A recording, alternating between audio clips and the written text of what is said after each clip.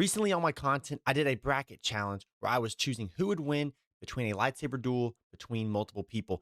I had Qui-Gon and Ahsoka Tano go up against each other, and I chose Qui-Gon Jinn to be the winner.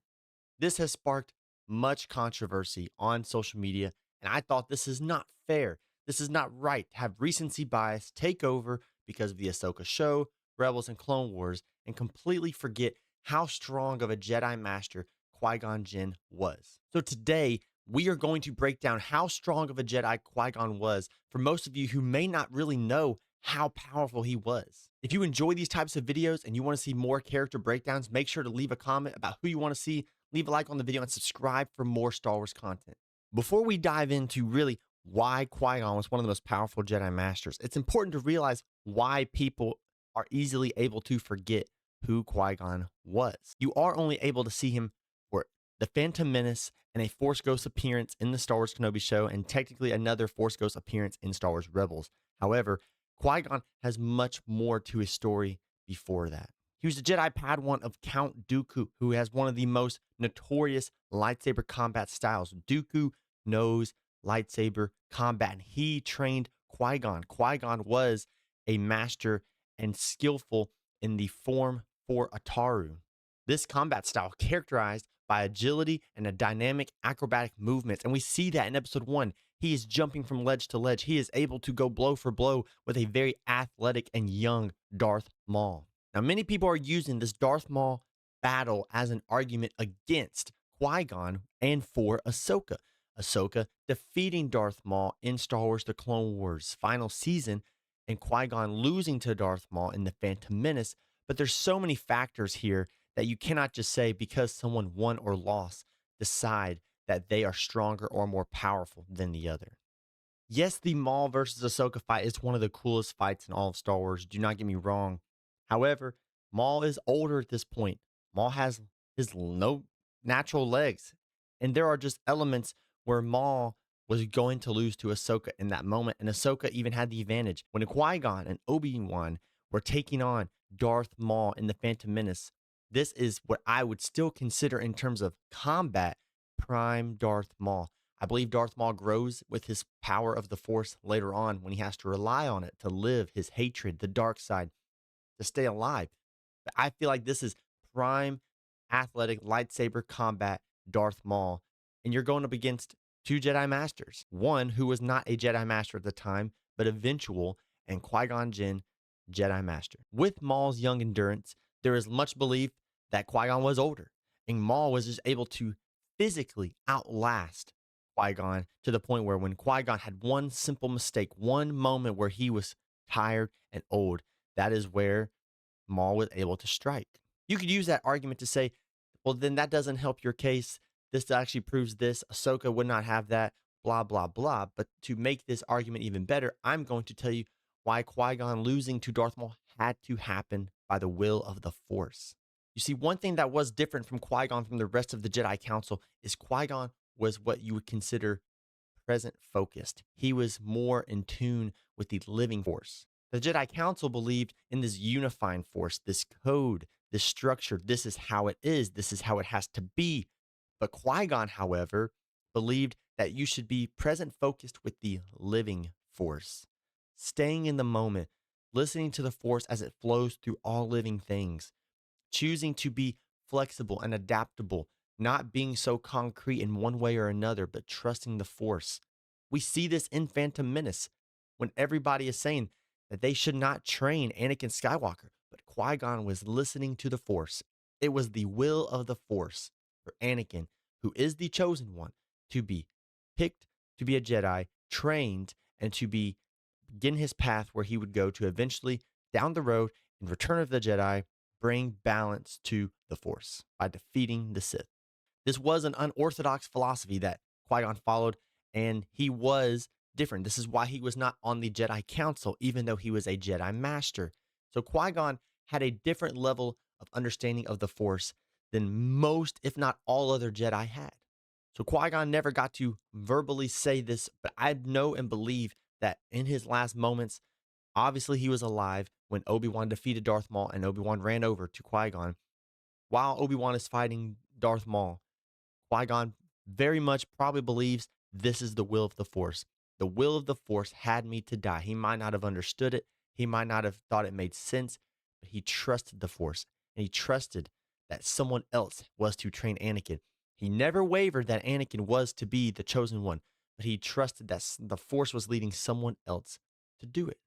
And that person, he believed, was Obi-Wan. And this is so important. Again, this view of the Force that Qui-Gon had was almost like this Force was in a way a god. It was what led and drove him to do all that he did. It had to be Obi-Wan, because if Obi-Wan would not have trained Anakin, and it would have been Qui-Gon instead. If Qui-Gon would have lived, Anakin would have never turned to the dark side. And I know there are all these dark things that happen because of that. But because Anakin turned to the dark side, everything happened the way it did. Padme was not alive, and Luke had to be separated. And then Obi-Wan got to watch over Luke. Luke was then developed and raised up, and then brought at the perfect and right time to then bring Anakin back, defeating Darth Vader for Anakin to then take over and defeat Palpatine on the Death Star in Return of the Jedi. All of these things happened the way they did because the Force willed it to. And Qui-Gon submitted to that. He submitted to the overall Force and believed this is what it was. Because of Qui-Gon's great connection to the Force, he actually achieved one of the greatest achievements that any Jedi has ever achieved. He was the first. Qui-Gon was the first Forced ghost. He unlocked the secret of immortality, preserving his identity with the cosmic force, being able to communicate, present himself. He teaches Obi-Wan and Master Yoda this. Again, we really don't know how Anakin learned this, becoming a Force ghost at the end of Return of the Jedi. But you could argue he just had the ability to because he was the chosen one. He was the one chosen by the Force to bring balance. Thus, he is the most powerful Force user that has ever existed. So, Qui-Gon being the first, this is something that no other Jedi has done. And this video is a moment of just sharing a lot of who Qui-Gon was, his lightsaber combat, Ataru, but also really focusing on how powerful he was with the Force. I believe that is why Qui-Gon would defeat someone like Ahsoka in a battle. Ahsoka is superior in probably most of her combat, more so just because of her experience with combat. She obviously has dual wielded lightsabers, which might help, might not. It hasn't always helped in people, but she's also faced so many insane opponents: General Grievous, Asajj Ventress, Maul, Darth Vader. She has battled so many different people with a lightsaber who were even, in a way, dark side users. And Qui-Gon, because of the era that he lived in, did not have as much experience. His only time battling someone of a Sith caliber level was Prime Darth Maul. And so it was just something that was different. He didn't get a chance. However, Ahsoka has a lot of Force capabilities, but it's because the sister who lives within her. And if you need to remember the Mortis arc from Star Wars to Clone Wars, Ahsoka dies, and the sister gives her life to bring Ahsoka back. And that's why we see the owl following her. It's the sister spirit with her. That is something that does help her Force capabilities. However, Ahsoka is not one of the Jedi who discovered the path to being a Force ghost like Qui-Gon was. He is one of the greatest and most powerful Jedis of the Force that there has ever been, in my opinion, because of his belief and view of the Force, being the living Force, the here and the now, letting the Force graduate, move him left and right, each path, wherever the Force may lead. Because of his understanding of the Force, it affected Yoda and Obi-Wan and gradually changed them to who they were in the original trilogy by that point. So if you were to look on this video and you see that it is a breakdown of how strong Qui-Gon was, and you were thinking, oh, this is going to be maybe a list of notorious battles he had, victories he had done, you have come to the wrong place. However, it is important to know that not every single measurement of strength in the ways of the Jedi is lightsaber combat and who you have defeated. There's much more content and context that you have to look over. Qui-Gon Jinn is a pioneer Jedi. He is one of one. There have not been Jedi like him who are so fixed on following the Force as the living Force, letting it flow throughout him and lead him wherever it led. He was the pioneer because of this to being a Force Ghost user. He was able to become a Force Ghost and live after death. That is not something anyone else can do.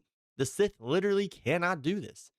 And so this is something that needs to be taken into consideration because of his power. And even though the film Phantom Menace only got to show it for a short snippet of time, and he only got to see one battle, there were still multiple battles throughout Legends continuity and all these different contexts that led to Qui-Gon's combat skills even still being incredibly well. A master of Ataru, Form 4. He had many opponents before. He was trained, obviously, by Count Dooku, who is one of the greatest duelists in the Star Wars world, but also he trained Obi-Wan. And Obi-Wan gets a lot of flack, too. People think he can't win a lot.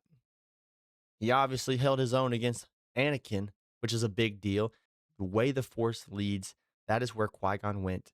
And Qui-Gon was more in tune with the Force than anyone else. And I believe that the Force is stronger overall than any form of lightsaber combat or list of victories a person has. And so Qui-Gon is one of the strongest Jedi.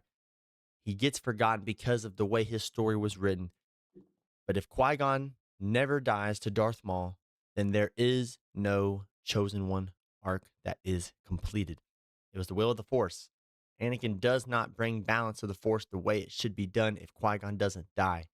Thus, Qui-Gon was going to lose by the will of the Force no matter what. If you guys enjoy these opinionated / factual evidence of Star Wars content, make sure to subscribe to the channel and leave a like on this video if you enjoyed this specific breakdown. Hope you guys will follow the channel and other forms of my social media in the description below to continue to see more list and Star Wars content spread out. Thank you guys so much for all the support, and may the Force be with you.